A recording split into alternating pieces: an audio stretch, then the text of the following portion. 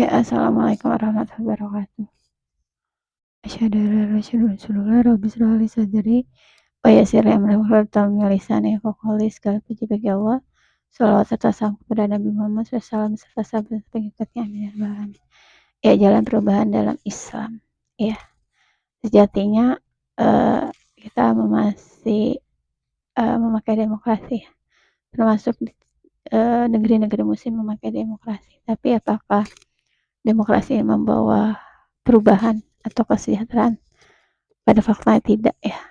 Buktinya misalkan atas nama demokrasi, kebebasan, HAM ya, tambang-tambang yang harusnya milik umum, yang harusnya dikelola negara itu bisa dikuasai oleh satu orang atau segelintir orang atas nama perusahaan, atas nama privasi ya, atas nama ormas ya, kayak kemarin memperebutkan tambang ormas ya.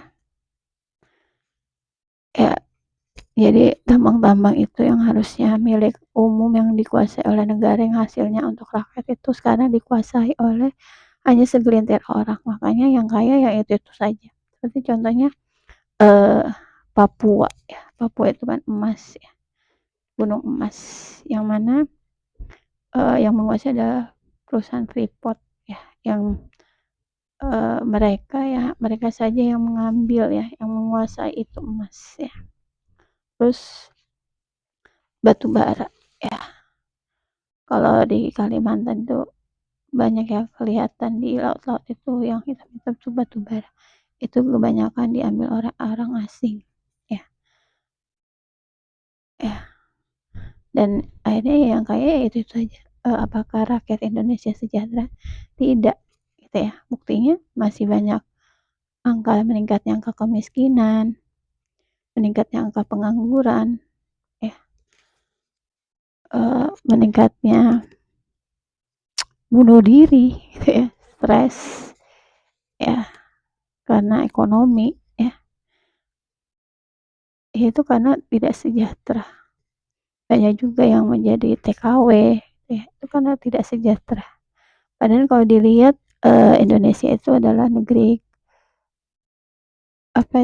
rumah itu ya, negeri yang penuh ya, dari hasil laut, tambang ya, hutan dan lain sebagainya, tapi kok ironis rakyatnya tidak sejahtera ya. Padahal bilangnya demokrasi ya, bilangnya mereka mewakili rakyat ya, untuk bekerja untuk rakyat, padahal tidak ya.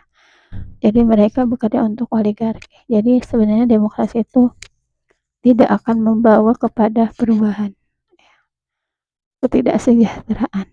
Jadi memang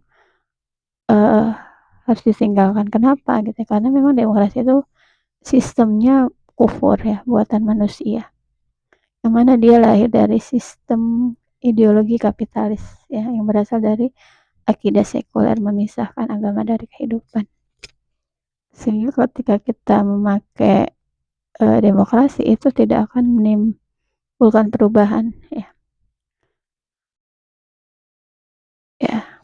Dan kita setiap 5 tahun sekali melakukan pesta demokrasi, tapi terbukti tidak sejahtera juga ya. Yang harapannya demokrasi bisa membawa perubahan, tapi tidak ada namanya perubahan ya.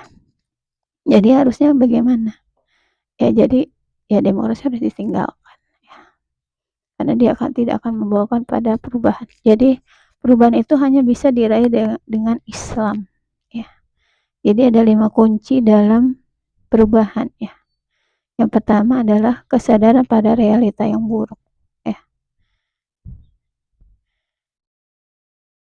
Yang kedua adalah kesadaran pada realita ideal ya. Yang ketiga adalah kesadaran pada thariqah yang sahih. Yang keempat adalah partai politik Islam. Yang kelima adalah meraih dukungan An-Nusrah ya.